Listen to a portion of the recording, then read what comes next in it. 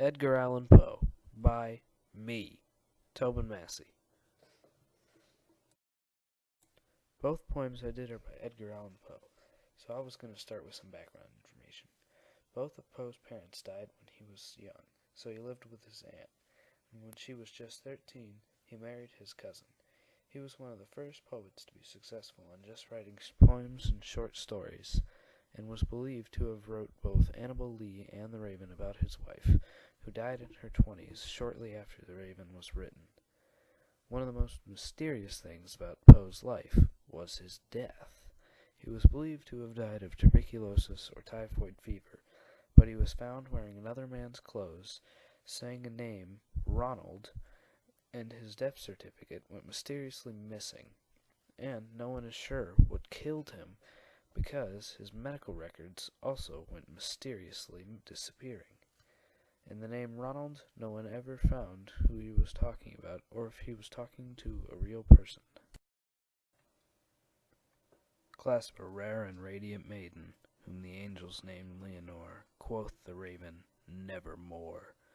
Take thy beak from my heart, and thy form from my door, quoth the raven, nevermore. The theme of the raven is loneliness and loss, because after the man says something about Leonore, the raven quotes nevermore, reminding that Leonore is gone and that he is all alone by himself. The biggest symbol is also the title of the poem. The raven has always been a symbol of loneliness in folklore and in many other things. If you could imagine Leonore sitting there saying nevermore instead, reminding the man that she's gone. The raven, of course, is a better symbol because it's a dumb animal, and even the dumb animal knows that Leonore is nevermore and is never coming back to the man. The tone of the raven goes from an amused light tone in the beginning when he talks to the raven as if it were an intelligent being, like in the first example, and he asks it its name, and how it replies nevermore, he seems almost amused. Then his tone changes to an obsessive tone, like an angry cry, like in the second example when he tells the raven it's forsaken of God and the devil's bird. Each separate dying ember wrought its ghost upon the floor. The embers were personified as dying things. The imagery shows inanimate objects coming to life and then dying again.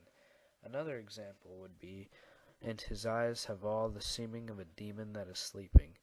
It shows the narrator assesses the raven as pure evil because of its demon-like eyes and how it stares into the man's soul. The second poem I did was Annabel Lee. The theme of Annabel Lee is love because of how he talks, how she only exists to love and be loved by him, and he becomes more increasingly agitated now that she is dead.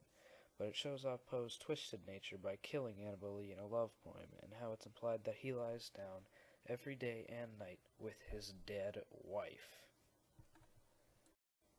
The kingdom referred to in the poem is a symbol of the cruelty and the tyranny, because it's where the speaker loses his darling Annabel Lee, and when her kinsmen come to take her away. The kingdom is the place where all of the narrator's pain occurs. The sea represents a cruel, unforgiving place in the poem that doesn't seem to mean harm, but is really a dangerous thing and should be avoided if you wish to stay safe. In the beginning, the tone is happy and naive, and sounds like the narrator just married Annabel Lee, and is happy, like when he says, "And this maiden she lived with no other than to love and be loved by me. I was a child, she was his child, in a kingdom by the sea." But towards the end he gets angry and regretful when he says, "The angels half not happy in heaven went envying her and me. That night the wind came chilling and killing my Annabel Lee." And he sounds angry. Some of the imagery used is in line 7, when he says, "She was a child and I was a child." He doesn't actually mean they're children, but he means they have a naive love for each other. In lines 9 through 12, he says the winged seraphs are made their match with us.